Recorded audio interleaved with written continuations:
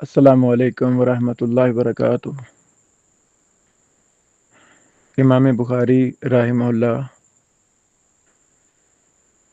جس طرح علم حدیث کے امام تھے، جرح و تعدیل کے امام تھے، علل کے امام تھے، اسی طرح وہ عقیدہ منہج کے امام تھے، لغت کے امام تھے، عربی زبان کے امام تھے۔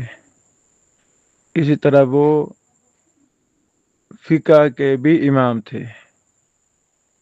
درجنوں حوالے ہمارے پاس موجود ہیں کہ امام بخاری رحمہ اللہ بہت بڑے فقیہ تھے، محدثین نے صراحت کی ہے۔ ہم نے کافی حوالے اپنی کتاب فتح الغویث فی الثناء علی امیر المومنین فی الحدیث میں جمع بھی کیے ہیں۔ اللہ اکبر۔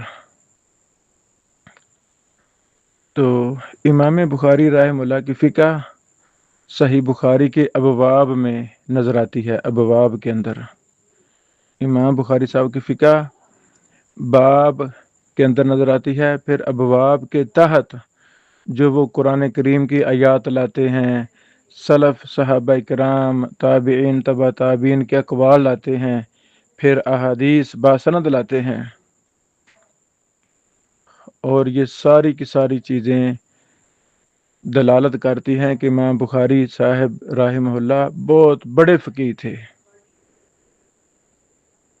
اللہ اکبر۔ جیسے وہ امیر المومنین فی الحدیث تھے، اسی طرح امیر المومنین فی الحدیث والفقہ بھی تھے۔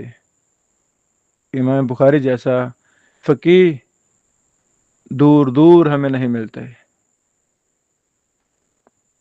امام بخاری رحمہ اللہ اسی طرح استنباط استخراج کے بھی امام تھے، یعنی ایک حدیث سے مسائل اخذ کرنا، بڑی باریک بینی کے ساتھ مسائل اخذ کرنا۔ حدیث ایک ہے،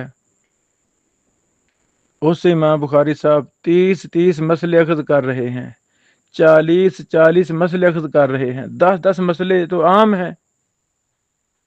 کرتے کیا ہیں امام بخاری رحمہ اللہ؟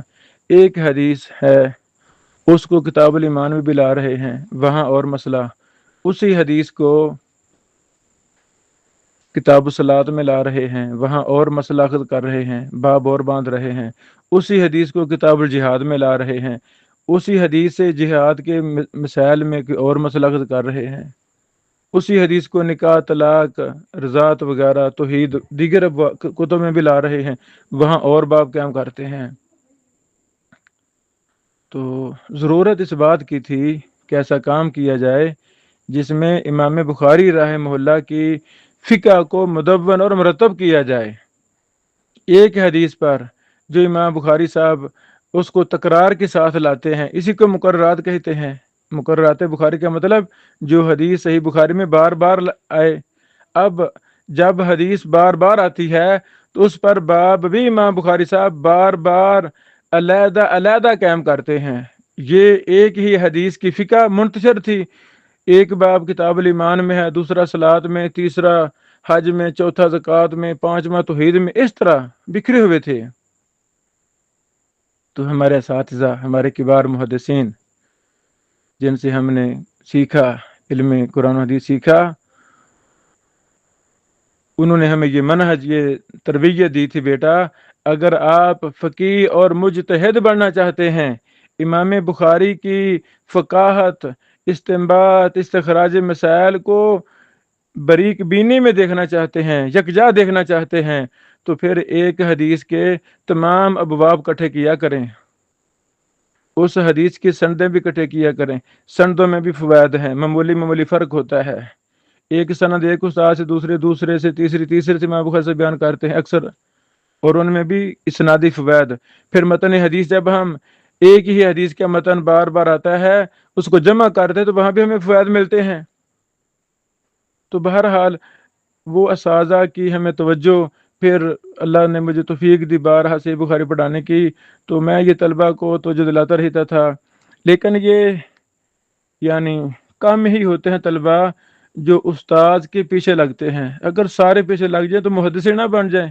یہی تو رونا ہے، یہی پریشانی ہے، یہی مصیبت ہے کہ ایک آدھا ضرور بھی ضرور استاد صاحب کو فالو کرتا ہے، استاد کی بات مانتا ہے، اور جو بات مان گیا استاد کی، اللہ کی قسم وہ امام اور محدث بن جائے گا، وہ اپنے ہم عصر ساتھیوں میں فائق نظر آئے گا۔ کیوں؟ وہ بات مانتا تھا، استاد کا کہنا مانتا تھا، طلبہ کہنا نہیں مانتے۔ اللہ تعالی رحم فرمائے۔ بہرحال تو اس پہ ہم نے استخارہ کیا، مشورے کیے، پھر ذہن واضح ہو گیا، تو اللہ تعالیٰ نے یہ ہم سے کام لیا۔ یہ 3 ضخیم جلدوں میں صحیح بخاری میں جتنے بھی مقررات ہیں ان کو ہم نے یکجا کر دیا ہے۔ مثلا انما الاعمال بالنیات، اسم ہماری مقررات بخاری میں یہ انما الاعمال بالنیات صحیح بخاری میں 7 جگہ ہے، مختلف کتب میں، تو یہاں ہمارے کتاب میں 7 جگہ کٹھی آپ کو ملے گی۔ جہاں جو باب قائم کیے امام بخاری صاحب نے، ہم نے وہی باب، وہی سند، وہی متن جمع کر دی ہے اور سب کٹھی کر دی ہے۔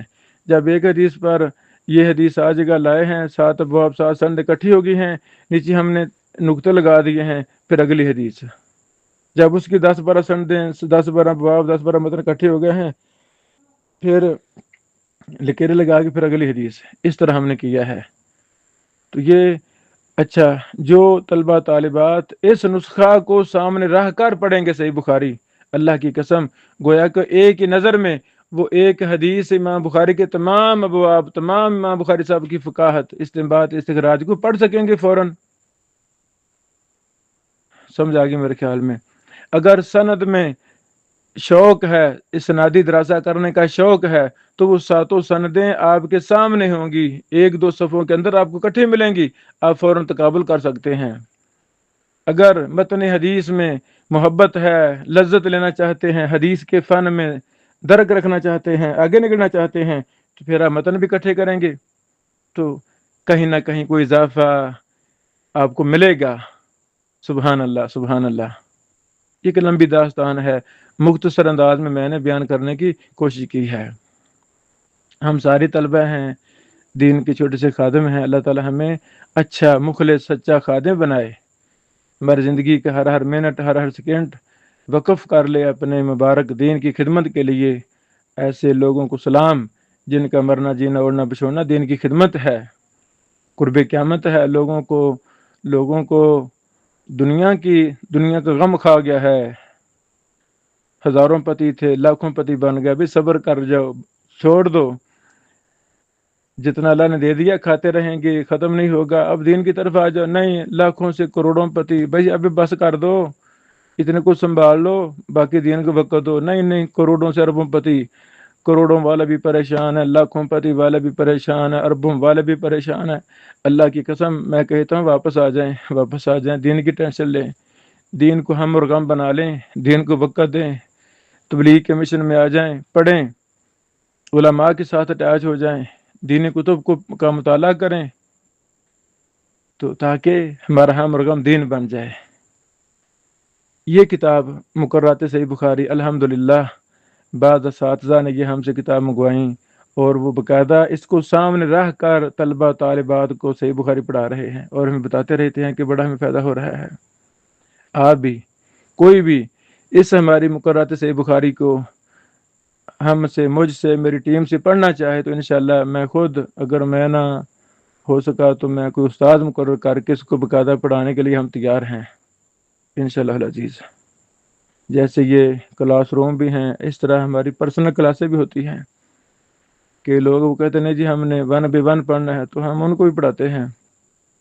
مشن یہ ہے کہ ہماری وجہ سے کسی کو خیر پہنچ جائے، اللہ کا دین عام ہو، دین سر بلند ہو، اصل ہے ہی دین، باقی تو روڑی کا روڑا کوڑا ہے سارا۔ اللہ تعالی ہماری صلاح فرمائے۔